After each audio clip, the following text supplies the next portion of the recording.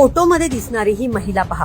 या महिलेला पोलिसांनी अटक केली आहे, कारण हिने महिला असून सुद्धा इतर महिलांच्या बाबतीत वाईट कृत्य केले.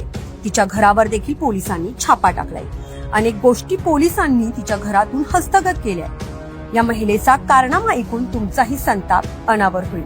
एका पीडित महिलेच्या धाडसामुळे एक भयंकर आणि धक्कादायक प्रकार समोर आलेला आहे. जाणून घेऊयात नेमकं काय घडलं. बदलापूरमध्ये गोरगरीब महिलांना पैशाचं आमिष दाखवलं जायचं आणि त्या माध्यमातून अंडाशयांची तस्करी केली जायची. याबाबत बदलापूर पोलिसांना माहिती मिळाली आणि त्यानंतर दलालांच्या मुसक्या आवळायचं काम जे आहे ते पोलिसांनी केलंय. आणि विशेष म्हणजे यामध्ये 3 महिलांचा सुद्धा समावेश आहे. एकंदरीतच या रॅकेटमध्ये आणखी किती महिला बळी पडल्यात याचा तपास सध्या पोलीस करतायत. मात्र जी प्राथमिक माहिती समोर आलेली आहे त्यानुसार आतापर्यंत जवळपास 300 महिला या रॅकेटमध्ये पीडित झालेल्या आहेत. बदलापूरमधील अशाच एका पीडित महिलेनं उपजिल्हा रुग्णालयातील वैद्यकीय अधिकाऱ्यांशी संपर्क साधला आणि त्यांना याबाबत माहिती दिली आणि त्यानंतर हा धक्कादायक प्रकार जो आहे तो उघडकीस आलेला आहे. माहिती मिळाल्यानंतर हॉस्पिटलमधल्या डॉक्टरांनी बदलापूर पूर्व आणि पश्चिम या दोन्ही पोलीस ठाण्यांमध्ये तक्रार दाखल केली. त्यानंतर एकंदरीतच पोलिसांनी या प्रकरणाचं गांभीर्य ओळखलं आणि तातडीनं तपास सुरू केला.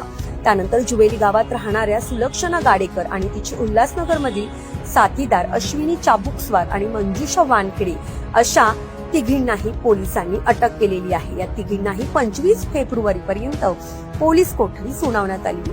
बदलापूरच्या जुवेली गावातील नॅनो सिटी इथं सुलक्षणा गाडेकर ही महिला राहते. तिनं गर्भाशयात स्त्रीबीजाची वाढ होण्यासाठी जे इंजेक्शन्स लागतात त्यांचा साठा सुद्धा घरामध्ये ठेवला होता. गरजू महिलांना पैशाचं आमिष ती दाखवायची आणि त्यांना हे इंजेक्शन्स ती देत होती. इतकंच नाही तर डॉक्टरांच्या सल्ल्याशिवाय बेकायदेशीरपणे सोनोग्राफी देखील ती करून घ्यायची. गर्भाशयात स्त्रीबीजाची वाढ झाल्यानंतर अशा महिलांना गाडेकर ही IVF सेंटरमध्ये पाठवायची. तिथे ऑपरेशन थिएटरमध्ये नेऊन गर्भाशयातील अंडाशय काढलं जायचं आणि त्यानंतर त्याची सर्रासपणे विक्री करण्यात येत होती.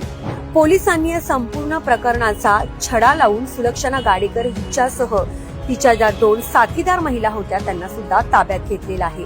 गाडेकर हिच्या घरावर देखील छापा मारण्यात आलेला आहे आणि या ठिकाणी गर्भाशयासाठी वापरण्यात येणाऱ्या इंजेक्शनचे फोटो, सोनोग्राफीचे फोटो, खोटी प्रमाणपत्र, महिलांचे फोटो आणि इतर संशयास्पद कागदपत्र जी आहेत ती पोलिसांनी हस्तगत केलेली आहे. मात्र ज्या ठिकाणी महिलांची बेकायदेशीरपणे सोनोग्राफी करण्यात आली, ज्या हॉस्पिटलमध्ये त्यांची अंडाशय काढण्यात आली, या सर्व ठिकाणांवर चौकशी करून योग्य ती कारवाई केली जाणार का असा प्रश्न देखील उपस्थित झालेला आहे. बदलापूर शहरामध्ये हा धक्कादायक प्रकार घडलेला आहे आणि मोठं जे रॅकेट आहे ते समोर आलेलं आहे. आता या प्रकरणामध्ये येणाऱ्या दिवसामध्ये अनेक काही धक्कादायक खुलासे होतात का ते सुद्धा पाहणं महत्वाचं ठरणार आहे.